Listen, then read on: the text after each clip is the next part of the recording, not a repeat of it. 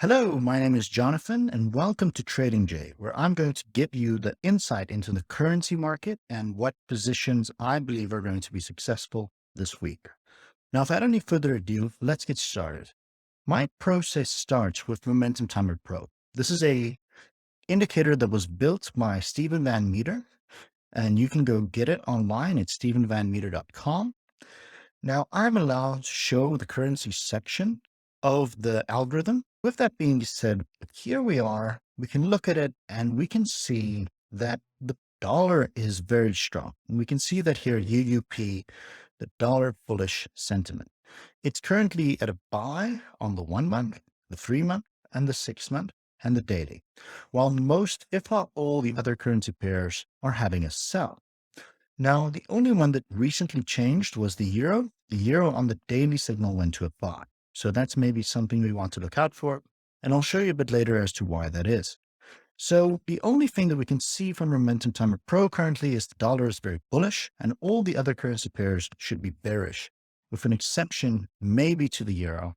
That doesn't mean that it's not bearish. It just means that in the short term, it's not necessarily as bearish. Now, let's go over to the trading view and then I'll show you what I mean. So here we have the chart of the DXY for about the past, I want to say 2 years, but definitely a year. And we can see that the dollar has been strengthening a lot. Now, does this mean that we are bound for a recovery down to normal levels, let's say back to 100 or down to 94 or 90? No, that's not how it works in currency trading. In currency trading, we have trends and those trends tend to stick around for a very long time. So we would expect this trend to continue. We can see that we have had a short retracement in the dollar from 110 back to 108. This can continue, but in the longer term, and that's the currency time that I'm trading is a weekly term or a monthly term, I would expect this dollar trend to continue moving upward. Now we can move on to the euro. We can see that the euro has been very, very bearish. It's been going down significantly. But in the last 2 trading days, we have had quite a significant move upwards. And the reason for this is because the ECB raised their interest rates. So that is seen as a bullish thing for the euro currency. Now, I do not personally think that this is going to cause a long-term fundamental shift in the long-term bias of the euro, because I think that Europe is headed for a tough time with the war in Ukraine and high energy prices. So I do not think that the euro is going to perform particularly well. And I think that we may still have a lot more downside to the euro and also to the pound. But this recent activity in the ECB with their raising of the interest rates is something to look out for. So this week, I will not be taking out a short in the Euro USD. Now we can move on to the pound. And we can see the pound is very oversold. It looks a lot like the euro. It has strengthened for the past 2 days. They have not raised interest rates. So the pound is still very bearish.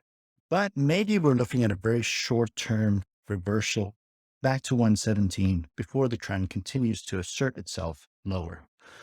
So I would consider shorting the pound dollar, not on a Sunday, maybe by Wednesday when the dollar is showing some strength and the pound is showing some weakness, or a confirmation trade on Thursday. Then I would get into this trade. It's still a little bit early. You can see that the pound is still doing very weak and the dollar is very strong. Now we can move on to the next currency, which is the Swiss franc. Now, the Swiss franc completely changed direction when they raised interest rates from negative 0.75 to negative 0.25. So they raised interest rates by 0.5%. Now it's still negative, but this has caused a complete change in the trajectory of the Swiss franc. And because of that change, I am now a lot more bullish on the Swiss franc, especially looking at past events. So I will not be going long on the dollar and short on the Swiss franc. And the reason for that is simple. It's not my best trade. I'm better off shorting other currencies that I know are weak to the dollar that I know is strong. So yeah, nothing more to be said there. we'll possibly have a little bit more upside, break this previous high, and then continue downwards. But this currency has been highly volatile, and it's something that we may want to stay away from for now. Then we move on to the Japanese yen, and this looks very promising. The Japanese yen has been collapsing for a long time now, and I still don't see any reversions coming in soon. We may have a slight bounce back up to 72 before this trend continues to assert itself down lower. So going short on the JPY, USD JPY, going long on that currency pair is a great idea. I would want to wait for confirmation because, as I said, the dollar may weaken for another day or two, and the Japanese yen may strengthen for another day or two. But when Monday and Tuesday's trading days are finished, by Wednesday, this should be a very good trading opportunity to buy into the USD JPY. Now we can move on to the next currency we have, which is the Canadian dollar. We can see it's weakening. This trend is going to continue to go down. It is strengthening in the very short term. I don't think this is going to last. I don't think it's going to reach its 200-day moving average.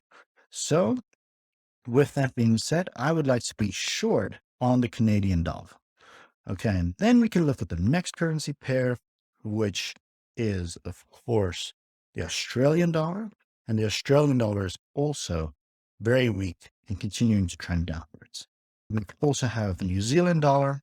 The New Zealand dollar is the exact same story. It's weak, it's trending downwards. So the CAD, the Aussie, and the New Zealand dollar are all weak and trending downwards, while the dollar is strong and trending upwards.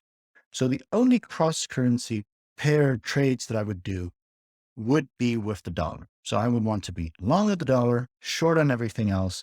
Maybe if I was speculating, I would be long on the Swiss franc. We'll have to see how this euro trade plays out with interest rates being raised up. I would like to see it break above, let's say 106, before I say that this is a change in trend and that the euro is now strengthening compared to the dollar. I do not think this short-term move is going to lead to anything in the long term. I just don't think it's going to pan out that way. And I do believe that this dollar trend will continue to go higher. So those are my trading insights for this week. What trades did we identify to trade? Well, we want to trade the cross dollar pairs. We don't want to trade Euro USD. And then we don't want to trade USD chef.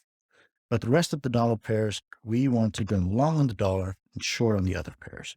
So Euro USD, we can see it's about 50-50 on sentiment. This means we don't want to get into a trade.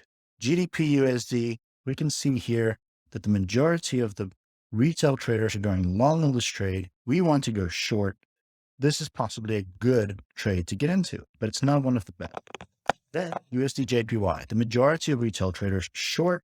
We want to go long. This is an even better trade to get into. It seems that the percentage of people on the wrong side of the market is higher.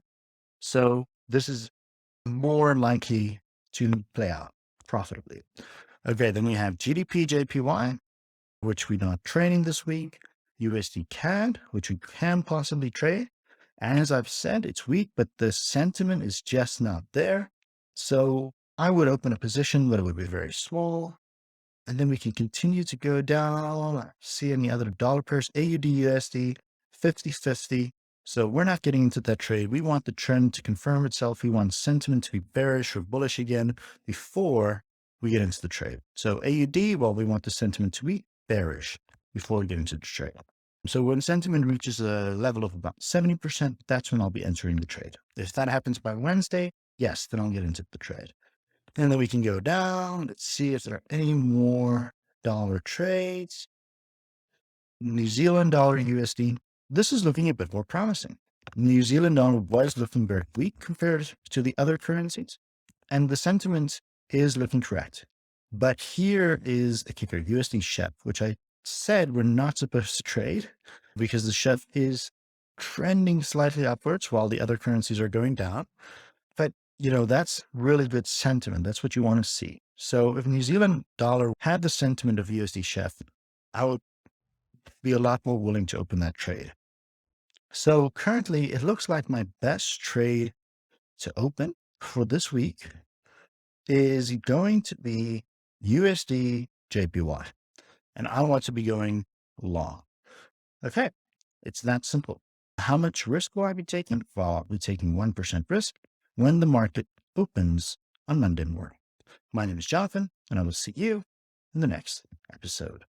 Goodbye.